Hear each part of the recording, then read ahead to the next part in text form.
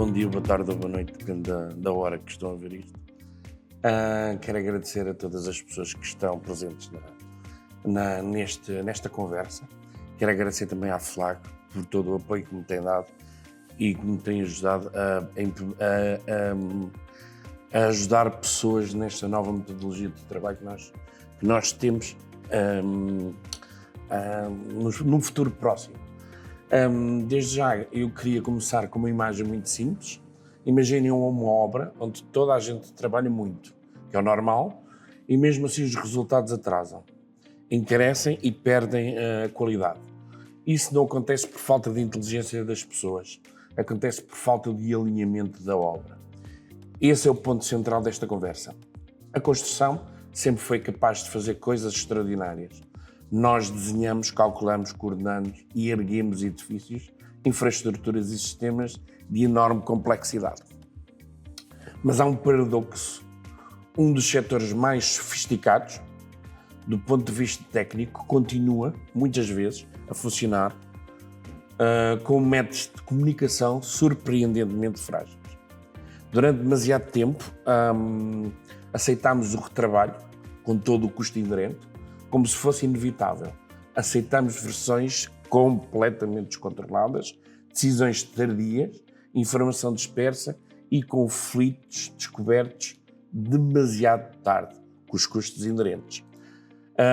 Ou seja, o que é que nós fizemos ao longo dos anos? Normalizamos o desperdício. E é aqui que entra o BIM.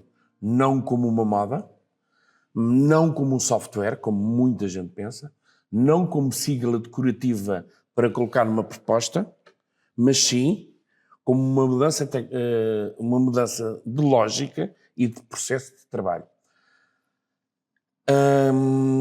Ou seja, uma mudança na forma como ligamos pessoas, processos, dados e decisões.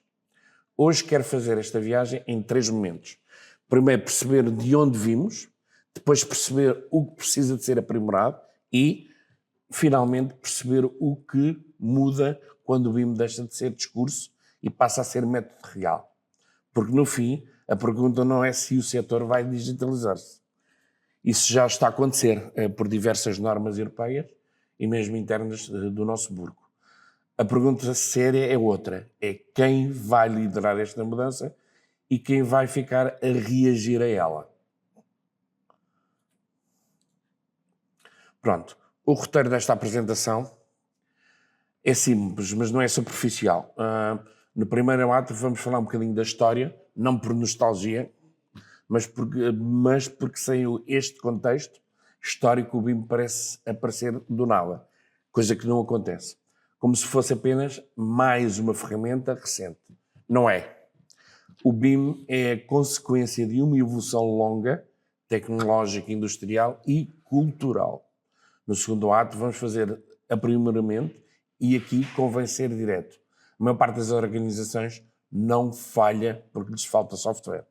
Falha porque estão a tentar digitalizar e criar maus processos, más metodologias. Falha porque troca métodos por entusiasmo, falha porque compra tecnologia e sem reformar a forma de trabalhar internamente dentro das organizações.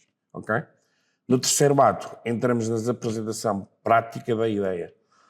O que significa aplicar o BIM com seriedade.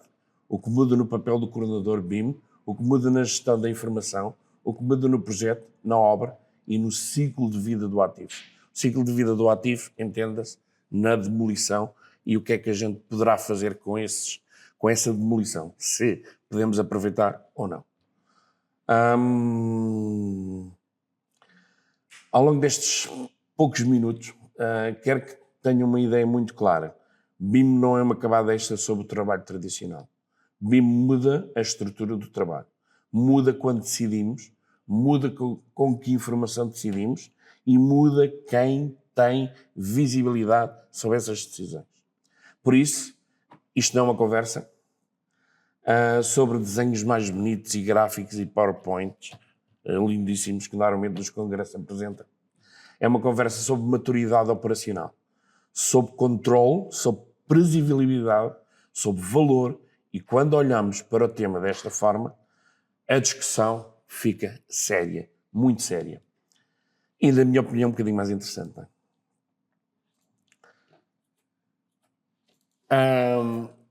Isto basicamente, quando se faz ali a industrialização 4.0, há uma tendência para transformar o termo num slogan bonito de um outdoor. Eu prefiro trazê-lo de volta à história. Cada revolução industrial alterou a forma como produzimos valor.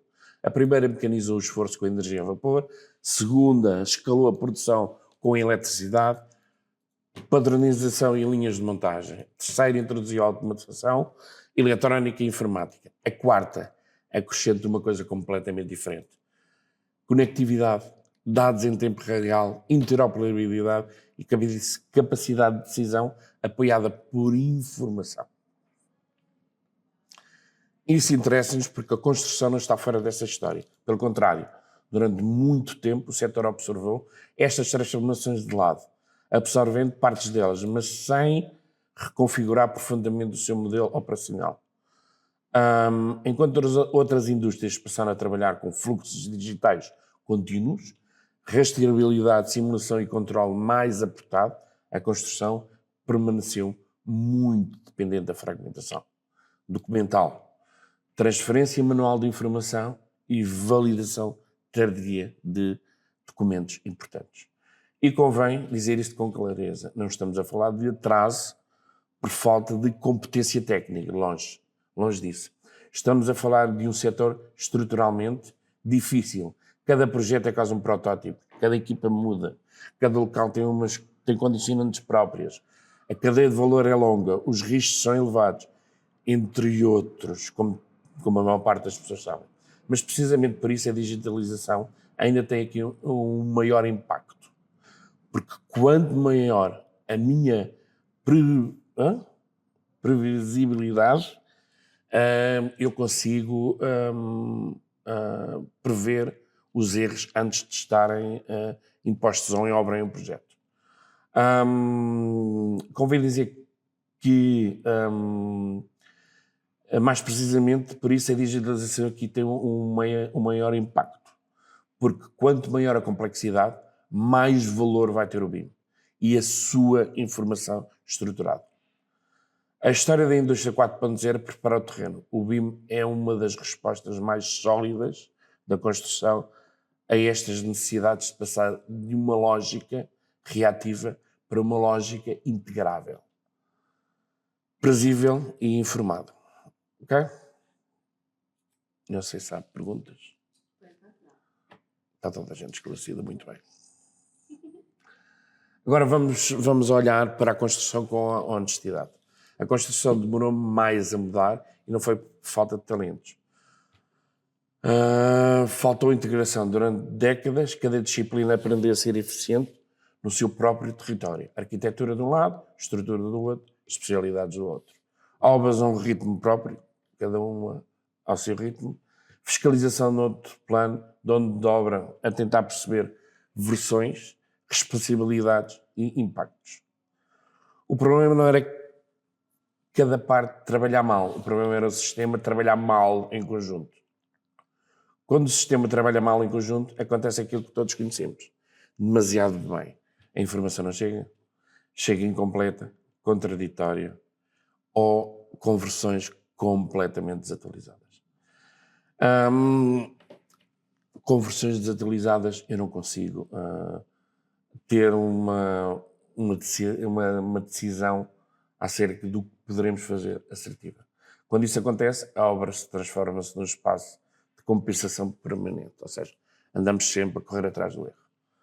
Corrige-se em reunião, corrige-se em obra, corrige-se em custo, corrige-se em prazo, corrige-se em desgaste. Durante anos, aceitámos isso como normal, como se a complexidade justificasse a opacidade, como se a coordenação imperfeita fosse o preço inevitável do setor. Mas não é. É apenas o resultado de um modelo de trabalho que deixou de ser suficiente. A construção não precisava apenas desenhar melhor, porque no BIM não há desenhos, há objetos.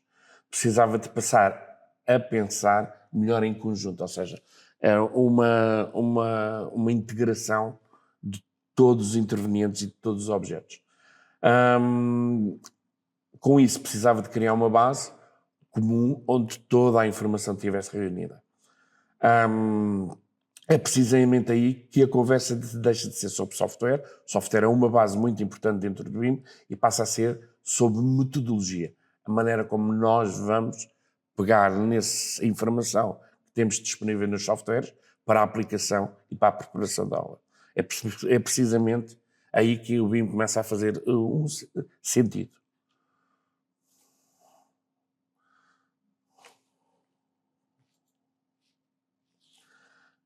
Esta é a transição decisiva de desenho para o modelo, ou seja, deixámos de ter um objeto estático para ter um modelo fidedigno da realidade. E convém fazer aqui uma distinção importante. O CAD foi revolucionário há 35, 40 anos. Acelerou a produção, aumentou a precisão gráfica, transformou o modo como documentámos projetos durante décadas. O CAD aqui não é o vilão, embora eu diga que sim. Mas o problema é meu. O problema é outro. O CAD organiza a geometria, o BIM organiza a informação. Okay? Esta é a diferença. Esta diferença parece subtil, mas muda tudo. No ambiente centrado em desenho, muita da inteligência, ou falta dela, digo eu, como é mau feitio, do projeto vive fora do objeto. Vive em notas, tabelas paralelas, em memórias técnicas, em ficheiros separados, interpretações. No ambiente centrado em modelos, objeto passa a ser, quando temos um modelo, o objeto passa a ter atributos e informação necessária para o ciclo de vida da construção. Uma parede deixa de ser apenas duas linhas com atos, passa a ser um elemento com materialidade, espessura, desempenho, material, por aí fora. Pode-se aplicar faziamento, pode-se aplicar custo, pode-se fazer o que quiser, em relação a outros sistemas e impacto operacionais. Isto significa que deixamos de representar apenas o edifício, okay? E passamos a ter um objeto muito parecido, muito igual à realidade. E quando isso acontece, o modelo deixa de servir apenas como um boneco. Passa a servir para coordenar, analisar, simular, quantificar, planear e decidir. É por isso que a transição para o BIM não deve ser tratada como apenas mais uma atualização de software. Isso é uma leitura demasiado pequena para o BIM. Estamos perante uma mudança de linguagem, uma mudança de lógica e uma mudança de lógica informacional. Sempre que uma organização subestimar esta diferença, acontece o mesmo. Compra ferramentas novas, mas continua a trabalhar sempre da mesma maneira. Resultado, vocês já sabem, não é?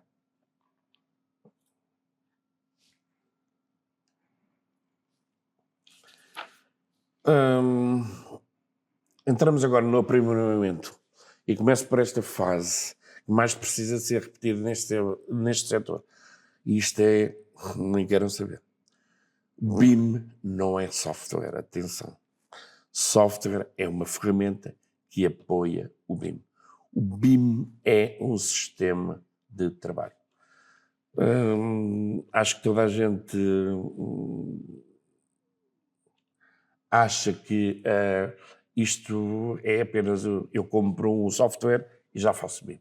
Mas não. É preciso implementação, logo desde o primeiro passo. A empresa compra licenças, faz uma formação rápida, pede modelos 3D e acredita que por isso, só por estas coisas que eu mencionei anteriormente, já estão a entrar dentro da metodologia BIM. Mas não. O que realmente distingue uma organização madura é a forma como define regras, responsabilidades, fluxos de validação, nomenclaturas, estados de informação e critérios de entregas. Aqui é que entram os conceitos, como a AER, o BEP, o ISO, a ISO 19650, que tem como base a implementação BIM e a metodologia BIM, A matriz de responsabilidades e Common Data Environment, ou seja, o repositório comum onde nós vamos colocar tudo o que é informação acerca da obra ou do projeto. Sem isto, o modelo pode até existir, mas continua a não haver método.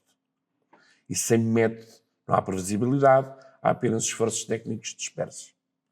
A questão séria é quem modela melhor. A questão séria é como garantimos que a informação certa chega às pessoas certas, no momento certo, no estado de validação. Atenção aqui a outra coisa. A qualidade da informação é muito importante.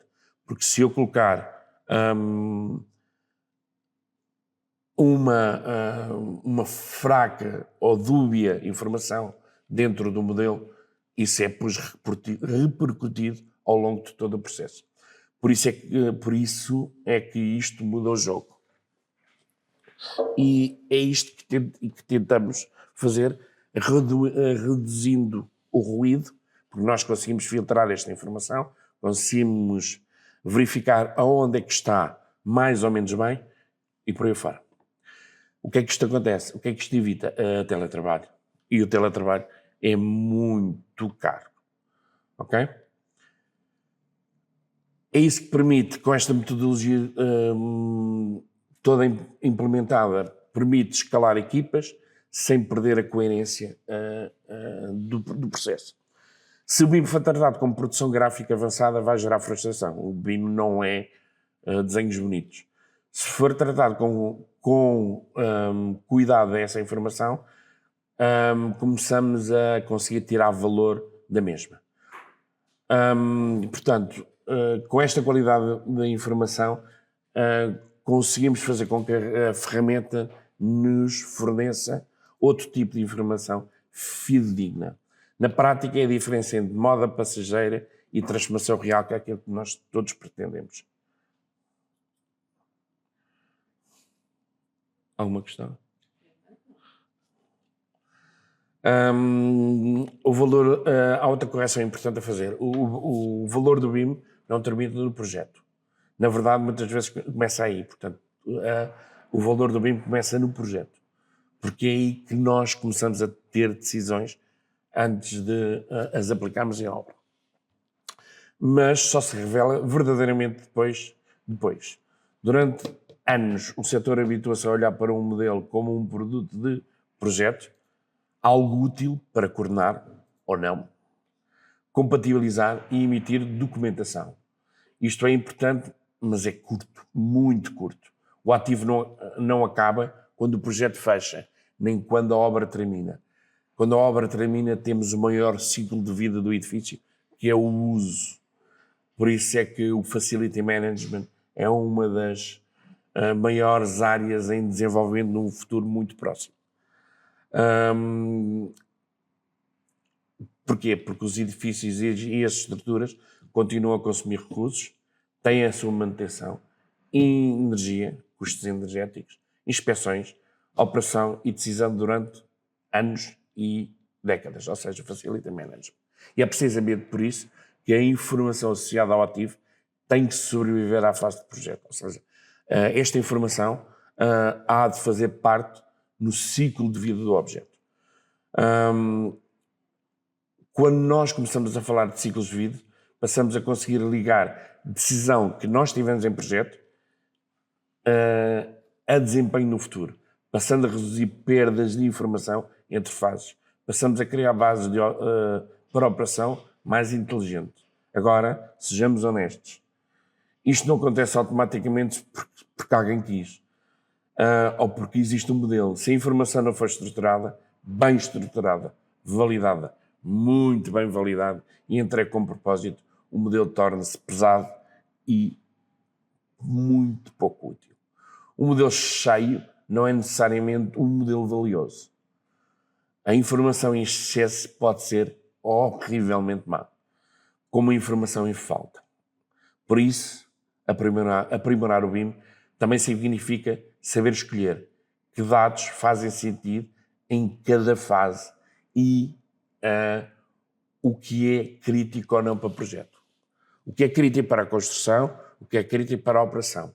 Quando esta seleção é feita com critério, o modelo deixa de ser um fecheiro técnico, passa a ser uma base de continuidade. E essa continuidade é um dos maiores ganhos que o setor ainda está a aprender a explorar.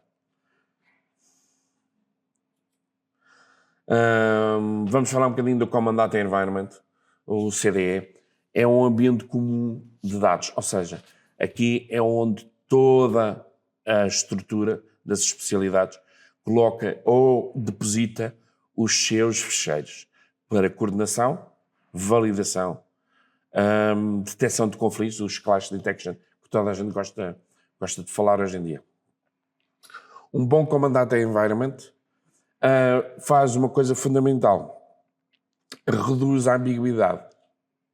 E num projeto complexo, reduzir a ambiguidade é aumentar a produtividade. Se toda a gente trabalhar num Common Data Environment, não temos 40 tipos de fecheiros, versão 50, versão 70, e depois a versão 50 é mais atual do que a versão 70 e por aí fora.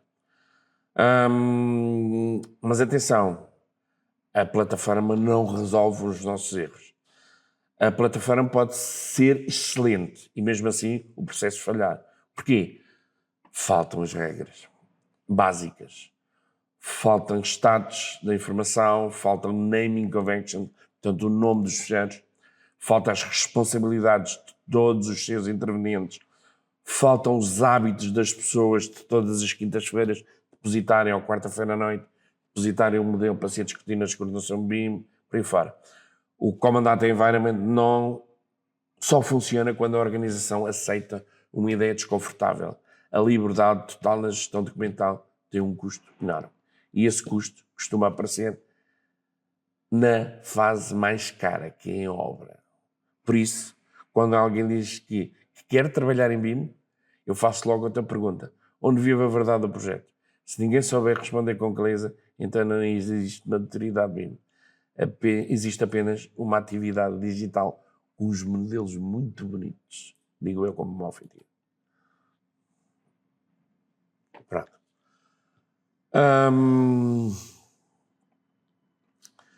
Outro salto de maturidade acontece quando percebemos que modelar em 3D é só o início. O 3D organiza o espaço, mas o setor não vive apenas de espaço, vive de tempo, custo, risco, logística, sequência e impacto. É por isso que as dimensões do BIM são 3D, 4D, 5D, 6D, por aí fora. Por aí fora, 6D acho que ainda não vamos acima dos 6D. São tão relevantes. Quando ligamos o modelo ao planeamento, deixamos de olhar para a obra como um conjunto estático de peças. Passamos a ver as sequências, passamos a testar cenários, muito antes de eles serem aplicados em obra. Passamos e podemos antecipar as incompatibilidades de projeto. Passamos a discutir num estado muito embrionário esse tipo de incompatibilidades. Quando ligamos isto tudo a um modelo de custo, a conversa também muda, porque começamos ou deixamos de falar apenas em estimativas tardias e começamos a contribuir a uma leitura progressiva de quantidades, impactos e desvios da obra em tempo real. O custo deixa de ser uma fotografia final, passa a ser uma variável monitorizável ao longo do processo. Isto não elimina a incerteza, reduz a cegueira. Ok? E reduzir a cegueira numa obra é um ganho gigantesco. Agora, há um erro comum: achar que o 4D e o 5D são camadas avançadas, reservadas a projetos especiais. Enganem-se. Elas são consequências naturais de uma boa estrutura de informação. Se o modelo estiver mal organizado, estas dimensões tornam-se muito pesadas e muito pouco fiáveis. Se estiver bem organizada, elas tornam-se poderosíssimas. Por isso, o verdadeiro tema aqui não é a sofisticação tecnológica, é a coerência. Metodologia. Quanto mais consistente for a base, maior valor conseguimos extrair dela. O aprimoramento, no fundo, é isto. Passar de um modelo que representa para um modelo que ajuda realmente a decidir. Ok?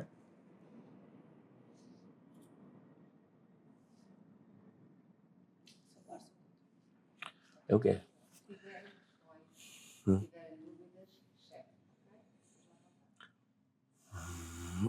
Entra uma nova figura neste processo.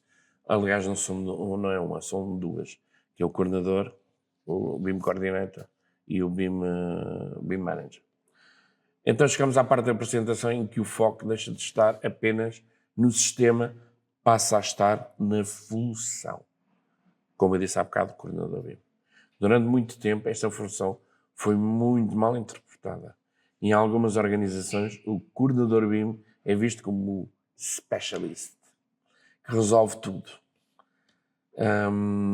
Limpa modelos, exporta formatos, é tipo um bombeiro, passa a vida a apagar incêndios. Enfim, essa leitura é muito limitada, atenção. E francamente, cara, muito cara, acreditem. Um coordenador BIM não deve ser o bombeiro digital da equipe, deve ser o arquiteto do método. É a pessoa que cria condições para que as disciplinas trabalhem todas com critérios comuns.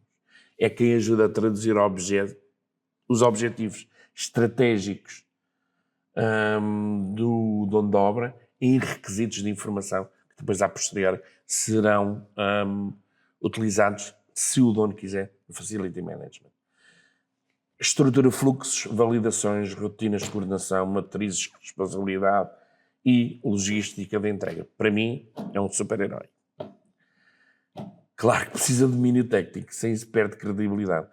Mas reduzir a função à vertente técnica é desperdiçar o seu valor mais importante. Porque num contexto maduro, o coordenador BIM não está apenas a gerir software.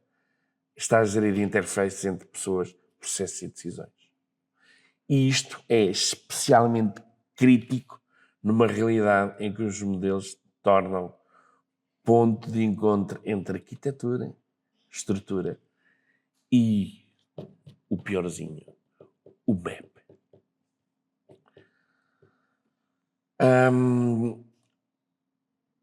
Para além destas valências todas, tem que perceber de construção, tem que perceber também de recursos humanos, tem que perceber de uma data de especialidades, para além das que não são técnicas.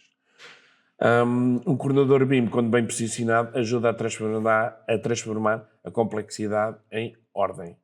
Não elimina todos os problemas, mas faz uma coisa decisiva. Antecipa-os quando ainda são grátis, ou melhor, muito baratos. E antecipa tudo.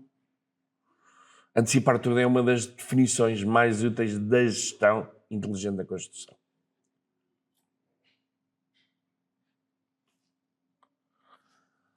Se formos realmente honestos, os maiores bloqueios ao BIM raramente são técnicos. Há problemas de interoperabilidade, há problemas de modelos pesados, equipas com níveis de formação diferentes, resistência às normas, às dificuldades, hardware e software, and so on, and so on, and so on. Mas o bloqueio mais profundo é organizacional, portanto é a organização. É a própria empresa que muitas vezes cria esses bloqueios. E, normalmente, a ausência de patrocínio real da liderança, a ausência de critérios e gera o hábito de decidir tarde. É a cultura de trabalhar no que se chama silos. É a tendência para pedir colaboração, mas proteger o território. É querer os benefícios da integração sem aceitar a disciplina que a integração exige. O BIM trabalha muito em colaboração. Nós temos que colaborar todos uns com os outros. Okay? É aí que convém ser frontal. Muita gente diz que quer BIM, mas na realidade quer apenas manter o processo antigo com o modelo 3D lindinho. Quer a aparência da inovação, quer a aparência da inovação sem o desconforto da mudança. E o desconforto da mudança é horrível. Porque o BIM obriga a ter regras explícitas e muito rígidas. Obriga a definir responsabilidades? Sim. Toda a gente sabe quem é que apagou aquele desenho no servidor. Ok? Não há. Fica tudo registado. Obriga a aceitar transparência sobre os estados de informação, a repor incoerências que antes ficavam escondidas debaixo do tapete. Essas transparências podem ser desconfortáveis, mas é precisamente ela que permite melhorar. Ou seja, este desconforto é onde o BIM ataca e onde ele é mais, como é que eu ia dizer, rentável. Por isso, quando uma implementação bloqueia, desconfio cada vez menos na ferramenta e mais no sistema de gestão. Quem decide, quem valida, quem responde, se a informação é vinculativa ou não, o que é obrigatório, o que é opcional. Sem estas respostas, o BIM transforma-se numa promessa difusa. Com estas respostas, começa a transformar-se num modelo operativo real. Não é?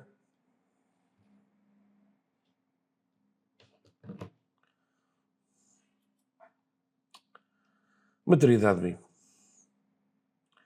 Maturidade não é ter tudo automatizado. Não é ter dashboards lindinhos em todo lado, não é ter famílias complexas, giríssimas, como porradona de parâmetros. É mesmo assim. A organização continua imatura. Maturidade é outra coisa. É consistência, é repetir a mesma função sem falhar todas as vezes, é a capacidade de produzir com qualidade de forma previsível, é conseguir com que as equipas diferentes sigam a mesma metodologia, é reduzir a dependência dos heróis, do Batman e do Robin. Uma organização madura não precisa que tudo corra bem, por sorte. Precisa que o sistema aguente, mesmo quando existe uma pressão muito, mas mesmo muito grande. Prazos curtos, equipas muito dispares a nível de consistência técnica, vamos falar assim, e por aí fora. Há um sinal muito claro de maturidade quando o BIM deixa de depender de uma ou de duas pessoas que sabem como é que o sistema ou como é que o processo funciona. Ou seja, todas as pessoas, quando atingimos o nível de maturidade do BIM, todas as pessoas estão exatamente sempre ao mesmo nível. Outro sinal é que a empresa começa a aprender com os próprios projetos, ou seja, mede os erros, analisa os erros, registra os erros, ajusta parâmetros, define projetos, procedimentos e cria um historial acerca de o que é que correu mal e bem, porque o bem também interessa. Essa maturidade vai fazer com que eu, através de toda a informação que eu conseguir reunir, no próximo projeto que for parecido com aquele, eu já tenho muita informação criada, de maneira a eu aplicá-la logo num estado muito embrionário. Ok?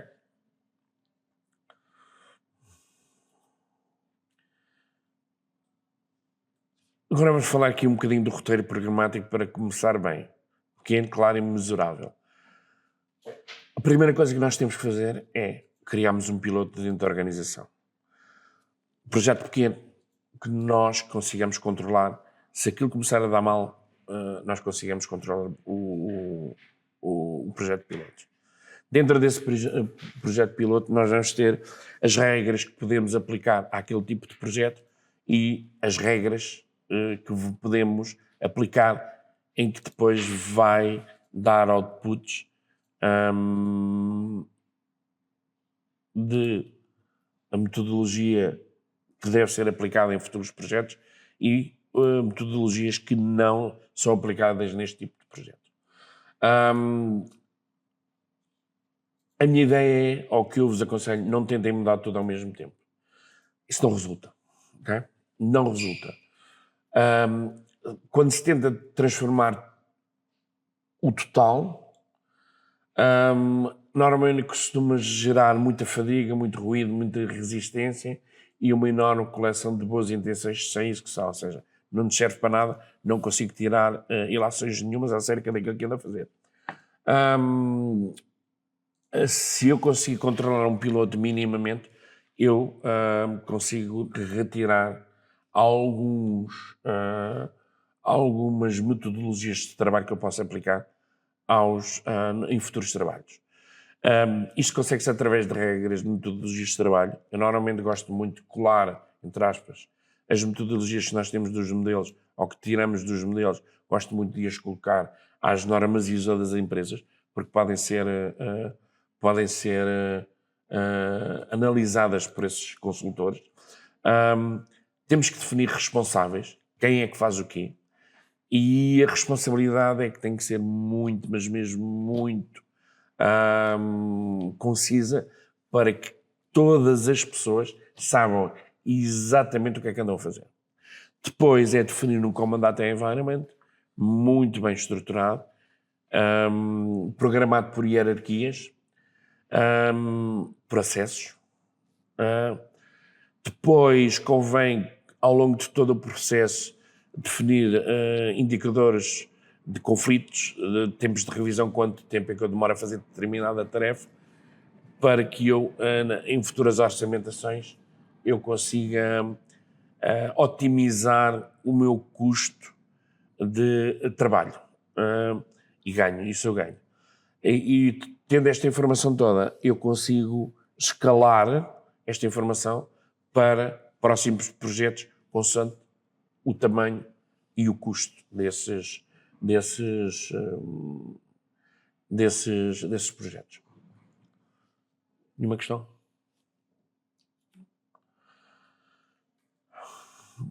Falamos agora no ecossistema das ferramentas. Revit, Navisworks, Autodesk Construction Cloud, que acabou agora, mudou de nome, está diferente. Project, automação, dashboards, Dynamo, Grasshopper, por aí fora. Estes softwares acrescentam sempre valor à estrutura do BIM. Mas atenção, eles só acrescentam valor quando entram e quando são colocados na posição correta, na estrutura do BIM.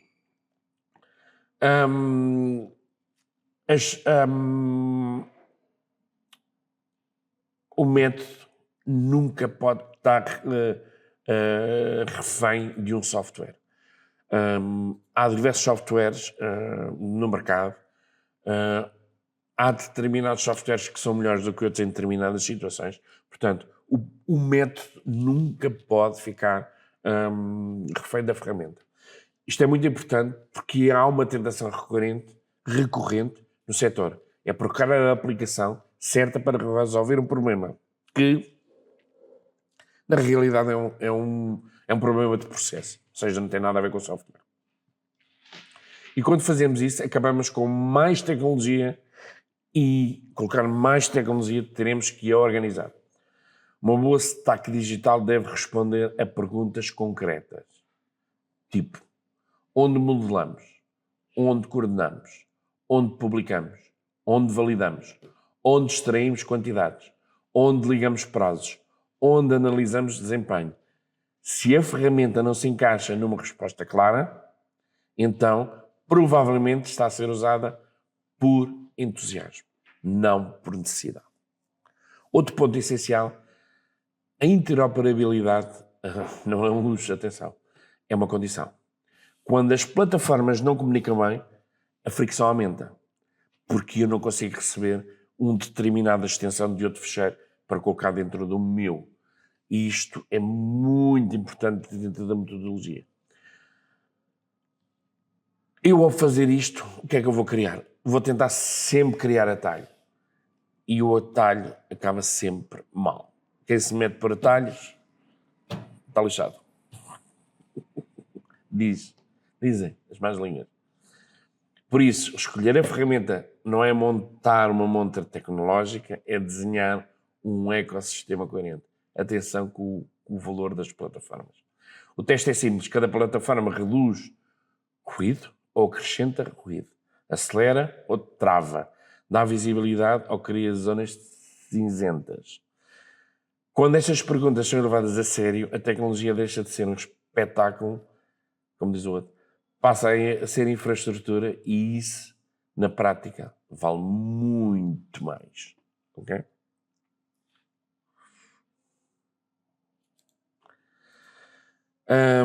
Bem, com tanta pergunta, estamos a aproximar-nos do fim. Então, e nesta altura já não interessa apenas perceber o conceito, interessa perceber o que deve mudar amanhã de manhã, ou hoje de manhã, ou hoje de tarde, ou de noite, depende da hora que ele vir isto.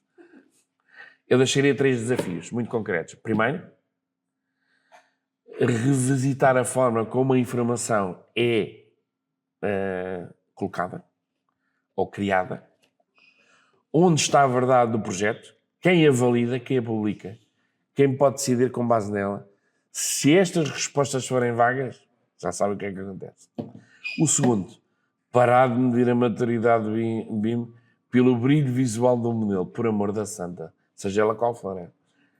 Esqueçam isso. Um modelo bonito pode esconder um processo fraquíssimo, um modelo simples pode suportar um processo muito sólido.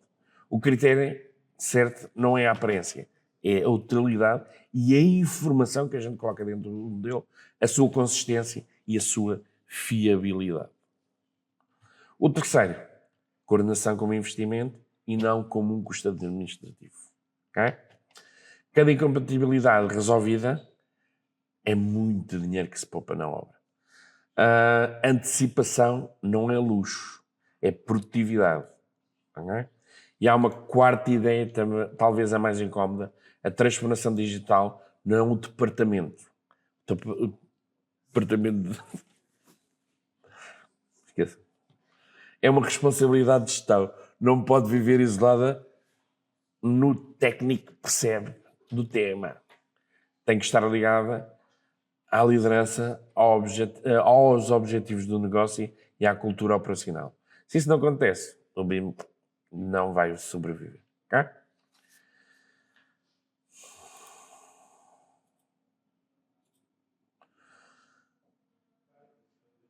Atenção, BIM não digitaliza desenhos, digitaliza decisões. Okay? Eu queria fechar esta porta. Quero fechar com a ideia mais importante desta apresentação. BIM não digitaliza desenhos, digitaliza decisões. Esta frase é importante porque nos obriga a mudar o foco. Se olharmos para o BIM apenas como produção gráfica mais avançada, vamos sempre subestimar o seu alcance. Mas se o entendermos como uma estrutura ligada a dados, pessoas, processos, metodologias e responsabilidades, percebemos a verdadeira dimensão do BIM. O setor da construção, o erro é muito caro. Aliás, o erro de obra é muito caro. E a fragmentação custa ainda mais.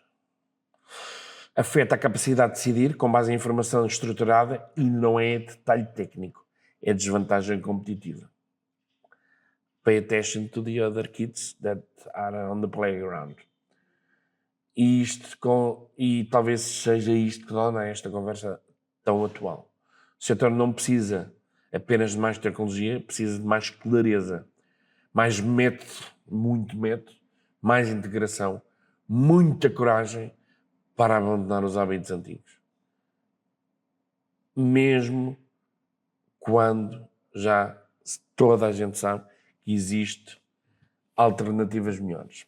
O BIM, quando bem aplicado, não elimina a complexidade da construção, mas transforma como lidamos com esta complexidade. Dá-nos linguagem comum, rastreabilidade, antecipação, capacidade de aprender melhor com cada projeto. Por isso, eu deixaria esta última provocação.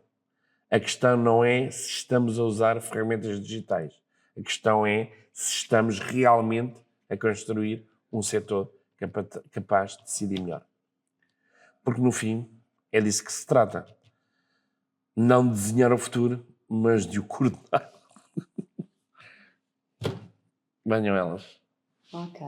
Eu estou na cruz. Obrigada. Vamos então aqui abrir espaço para as questões que tenham aí do vosso lado para colocar. E já temos aqui... Não, anda para trás, não disponibiliza já os flyers. Anda para a tua última apresentação. Aqui? Aí, sim, para o teu último slide, desculpa. Então, o que é que nós temos aqui de questões? Temos aqui o Eduardo Kingani, que coloca a seguinte questão. É possível se especializar em 5D sem dominar o 3D e 4D? Claro que sim. Mas há um pequeno problema. Eu posso perceber de automóveis. Mas se eu não souber mecânica, eu perco ali um bocadinho. Ou seja, não é necessário. Mas se tiver como base... por exemplo, isso basicamente foca-se na medição. Mas se eu tiver um modelo em que eu não saiba como é que o modelo foi feito, eu não consigo ter boas medições. Por exemplo, no caso das estruturas, nas formações que eu faço e nas implementações, dependendo do tipo de cliente que se tem, a maneira como se modela é completamente diferente. Por exemplo, no caso de estarmos a fazer vigas com lajes, a maneira como a gente intercepta o material um com o outro vai colocar essa estrutura em betão ou na parte da laje ou na parte da viga. Porreiro, pá, como dizia o outro. Agora, o problema que há é, se eu quiser medir com fragem, já é diferente.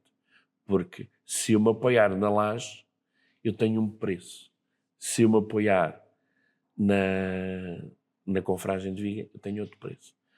Portanto, não há problema nenhum, mas num futuro muito próximo, possivelmente nós teremos de ter essa valência de perceber como é que o modelo foi modelado.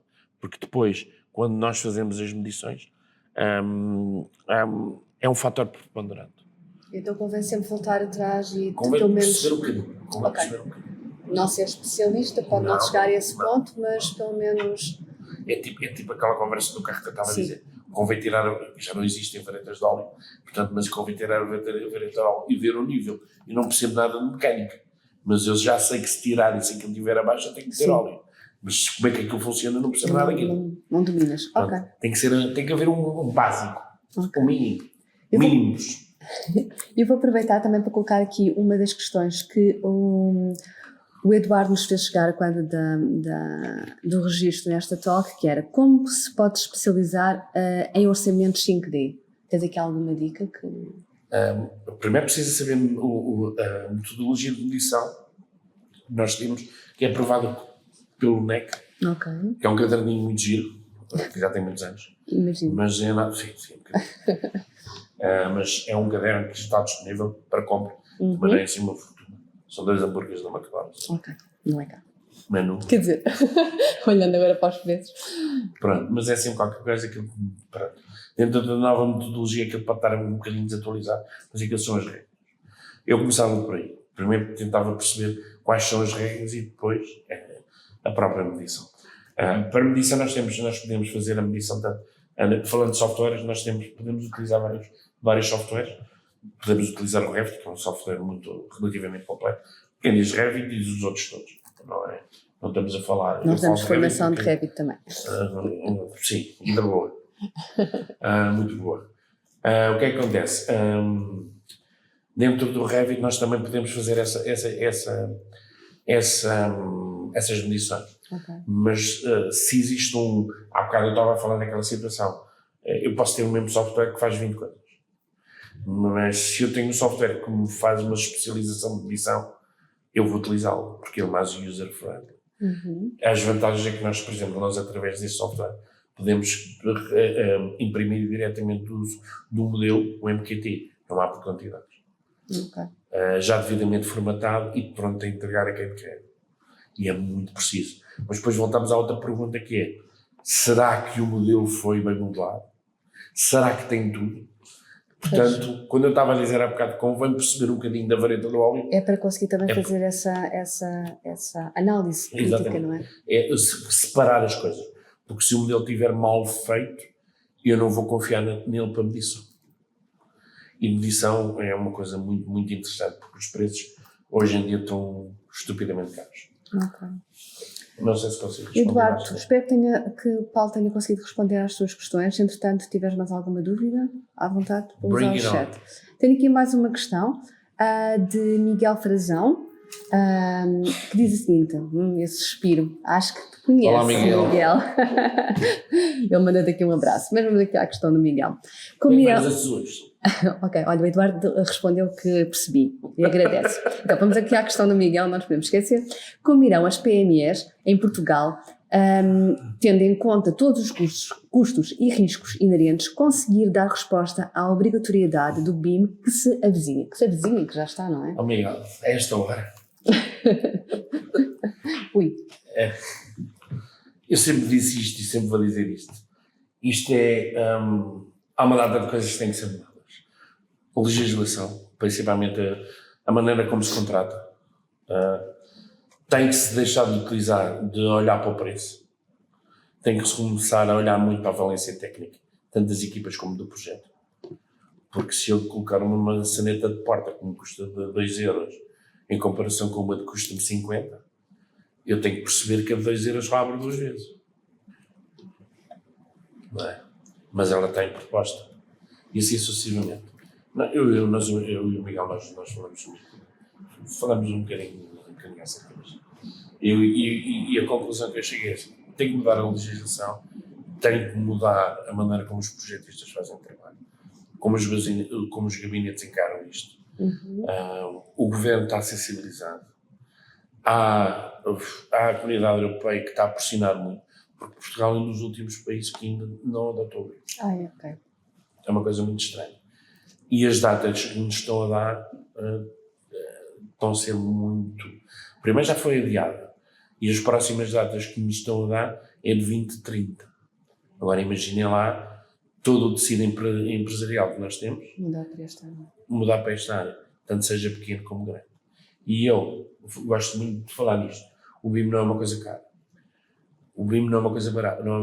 O BIM é muito caro. Primeiro pelos técnicos, têm que ser altamente qualificados. Eu não posso ir buscar uma pessoa qualquer que não perceba de nada e sentar lá à frente do computador para fazer um projeto ou um modelo. Tem que ter valência.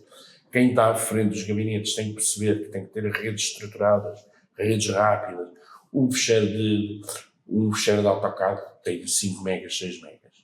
Um fecheiro de Revit, a gente sem nada lá dentro tem 8 megas. Sem nada.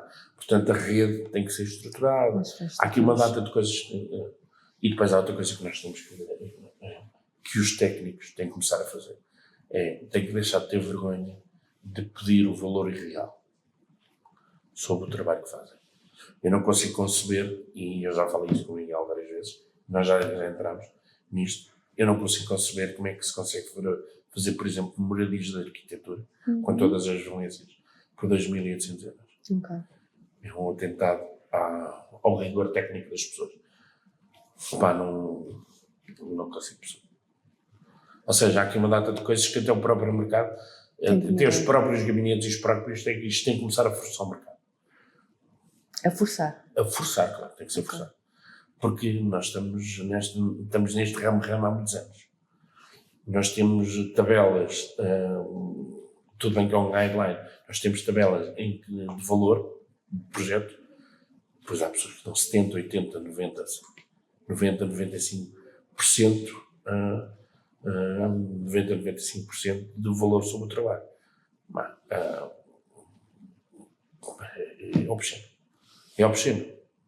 Eu já entrei em vários concursos e já fiz análise de vários concursos de BIM, em que eu vejo empresas que concorrem a determinado trabalho e eu só pelo valor vejo que eles, por isso simplesmente, nem sequer elas têm as licenças pagas. Portanto, são licenças pirata. Oh, meu Deus.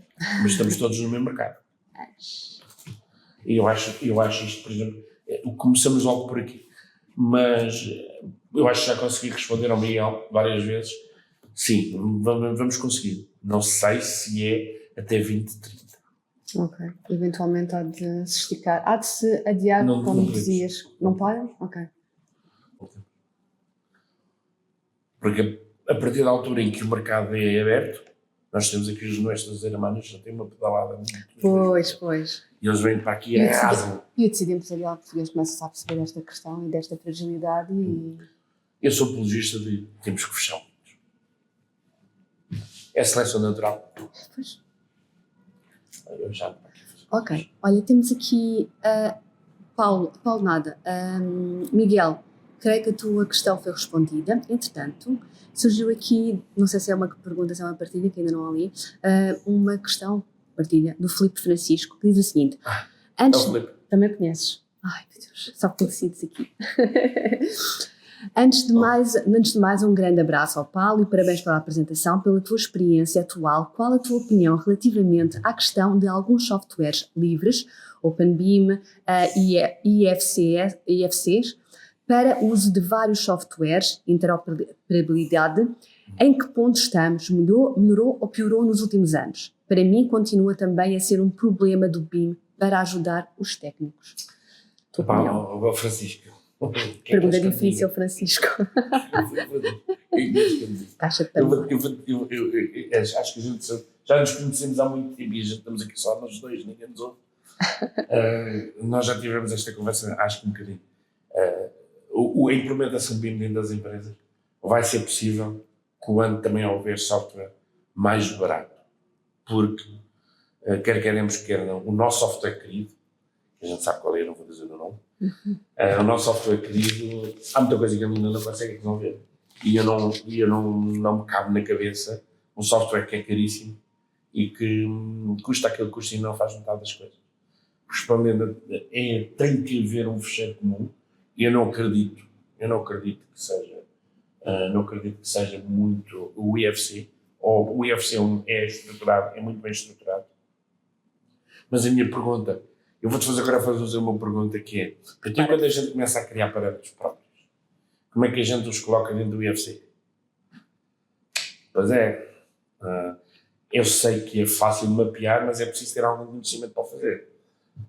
Deixamos aí a esfera do comum mortal. Eu acho que tem que haver softwares, como hoje em dia existe, para além da casa da Autodesk, existem os softwares grátis, como chamam, que é o open source. Tem que haver espaço para isso, para gabinetes que não tenham um fluxo de dinheiro, de caixa, que lhes permita ter softwares mais robustos. Há espaço para eles.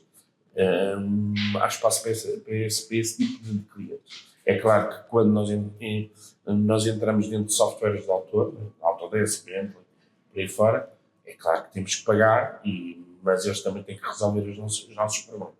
Hoje em dia, tu sabes também como eu, a tua organização de certeza que deves ter, que é o licenciamento, o preço do licenciamento versus benefício. E a gente também tem que meter no pacote também o custo do técnico. Okay? Portanto, isto é um bolo. Open source, sim. Não acredito que seja só o IFC.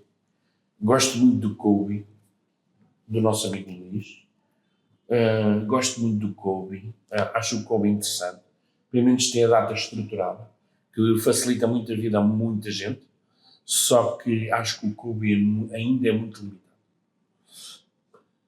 Mas, como esta metodologia do BIM agora está a dar uma grande volta por causa das sequences e não sei o quê, e o que é que a gente vai meter dentro dos objetos, vamos ver o que é que acontece. Anda para aí um software aí muito interessante, que é capaz de revolucionar o mercado. Não é, Miguel? Acho que o Miguel tem aqui a resposta, então, deste software. Correto, diz o Miguel. Está aqui uma conversa paralela. Bem, não sei se tem... Não, vamos deixar estar. Eles são maravilhosos. Eles entretêm-se. É? Ok. Olha, o Filipe responde, continuamos com a mesma opinião. Um grande abraço. Obrigadinho, bom trabalho, amigo. Já não te vejo há muito tempo. Graças a alguma coisa. Fica a dica.